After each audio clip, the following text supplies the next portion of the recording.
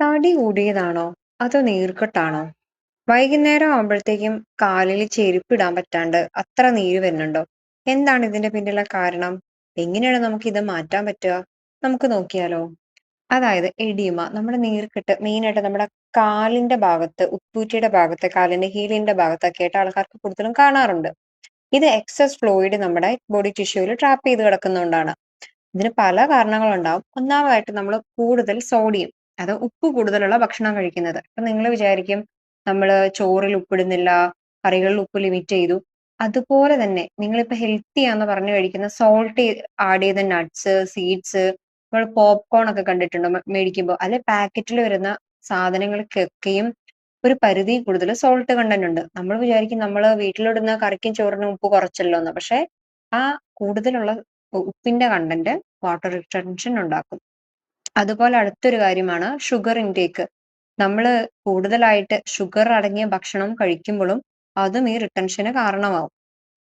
പിന്നെ അടുത്തൊന്ന്, നമ്മൾ ഈ സോഡിയത്തിന്റെ ഇൻടേക്ക് കൂടുമ്പോ നമുക്ക് പൊട്ടാസ്യം ആവശ്യമാണ്. പ്രത്യേകം ശ്രദ്ധിക്കണം. കിഡ്നി പേഷ്യൻസ്, ഡയൂററ്റിക്സ് മെഡിസിൻസ് എടുക്കുന്നവര് ഇതൊന്നും ഇത് മൈൻഡ് ആക്കണ്ട. നിങ്ങൾ ഈ വീഡിയോ ഇവിടം കൊണ്ട് നിർത്തിക്കോ. നിങ്ങളെ ഡോക്ടറെ കണ്ട് അവര് പറയുന്നത് ചെയ്താൽ മതി ട്ടോ. ഇത് നോർമൽ ആൾക്കാർക്ക് വേണ്ടിയിട്ടുള്ളതാണേ. സോഡിയം കൂടുതൽ കഴിക്കുമ്പോൾ നമുക്ക് പൊട്ടാസ്യം അതിന്റെ ഒപ്പം ആവശ്യമാണ്. നമ്മളിപ്പോ രാവിലെ മുട്ട കഴിക്കുന്നു. കുറെ മുട്ടയാകുമ്പോൾ അതിൽ കൂടുതൽ സോഡിയം കണ്ടന്റ് വരും. അപ്പൊ അത് ബാലൻസ് ചെയ്യാൻ നമ്മൾ മുട്ട പുഴുങ്ങിയത് മാത്രം കഴിച്ചാൽ പോരാ, പൊട്ടാസ്യം ഉള്ള ഫുഡും ഒപ്പം കഴിക്കണം. നമുക്ക് പൊട്ടറ്റോ, ടൊമാറ്റോ, തക്കാളി ആഡ് ചെയ്യാം, അല്ലെങ്കിൽ ഗ്രീൻ ലീഫി വെജിറ്റബിൾസ് ആഡ് ചെയ്യാം, ആ സോഡിയം കണ്ടന്റ് ഒന്ന് ബാലൻസ് ആകാൻ. എന്നിട്ട് മുട്ട മാത്രം പുഴുങ്ങി കഴിച്ച് കുറെ പ്രോട്ടീൻ മാത്രം കിട്ടിയോണ്ട് മാത്രം നമുക്ക് കാര്യമില്ല. നമുക്ക് പൊട്ടാസ്യം ആവശ്യമാണ്. അപ്പോൾ വാട്ടർ റിട്ടൻഷൻ കുറയ്ക്കാനായിട്ട് പൊട്ടാസ്യം അടങ്ങിയ ഭക്ഷണങ്ങൾ നമ്മുടെ ഡയറ്റിൽ ഇൻക്ലൂഡ് ചെയ്യാം. അതിന് നമുക്ക് പിന്നെ ചെയ്യാവുന്ന, നമ്മൾ ഡയറ്റ് ചെയ്യുമ്പോൾ അല്ലെങ്കിൽ ഷുഗർ പേഷ്യൻസ് ആണ്, അയ്യോ ബനാന കഴിക്കാൻ പാടില്ല, ബനാന കഴിച്ചാൽ പ്രശ്നമാണ് എന്നും പറഞ്ഞ് ബനാന ഒക്കെ കഴിക്കാതിരിക്കും നമ്മള്.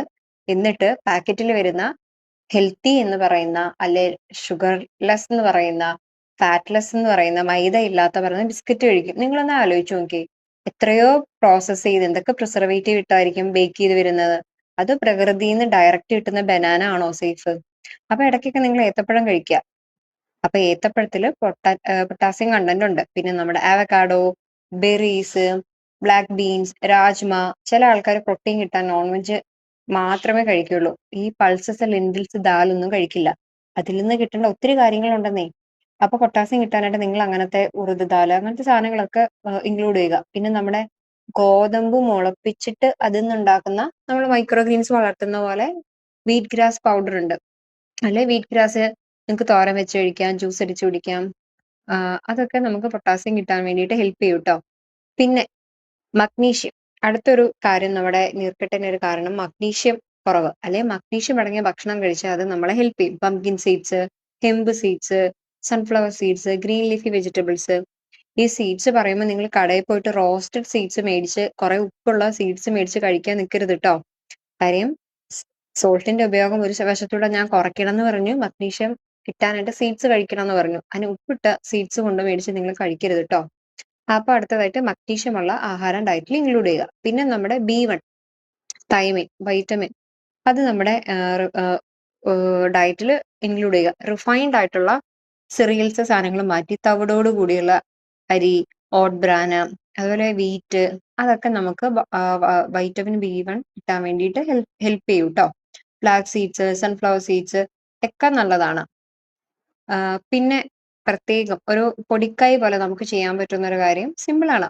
നിങ്ങൾ പേടിക്കൊന്നും വേണ്ട. കൊറിയാണ്ടർ സീഡ്സ് ഇല്ലേ, മല്ലി, മുഴുവൻ മല്ലി, അത് നിങ്ങൾ ഒരു ഒരു ഒരു ടീസ്പൂൺ, അല്ല ഒരു 5 ഗ്രാം അല്ല 10 ഗ്രാം, 5 ഗ്രാം മതി, ഒരു ഗ്ലാസ് വെള്ളത്തിൽ തിളപ്പിക്കുക. ഒരു 5-6 മിനിറ്റ് തിളപ്പിച്ച് അതിന്റെ ക്വാണ്ടിറ്റി കുറച്ചൊന്ന് കുറയും തിളച്ചു വരുമ്പോൾ.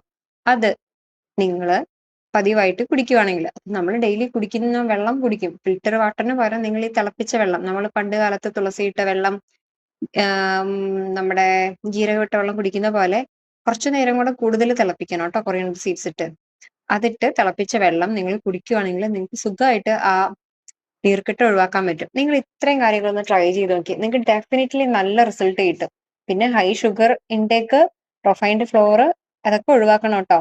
ഇത്രയും കാര്യങ്ങളൊന്ന് ചെയ്തിട്ട് നിങ്ങൾ ബാലൻസ്ഡ് ആയിട്ട് ഫുഡ് കഴിച്ചിട്ട് നിങ്ങളൊന്ന് ട്രൈ ചെയ്ത് നോക്ക്. ഈ വാരി വലിച്ച മരുന്ന് കഴിക്കുന്നതിനേക്കാൾ എത്രയോ ഭേദമാണ്. എന്നിട്ട് നിങ്ങൾ പറ നിങ്ങളുടെ റിസൾട്ട്. തീർച്ചയായിട്ടും നിങ്ങൾക്ക് റിസൾട്ട് കിട്ടൂട്ടോ.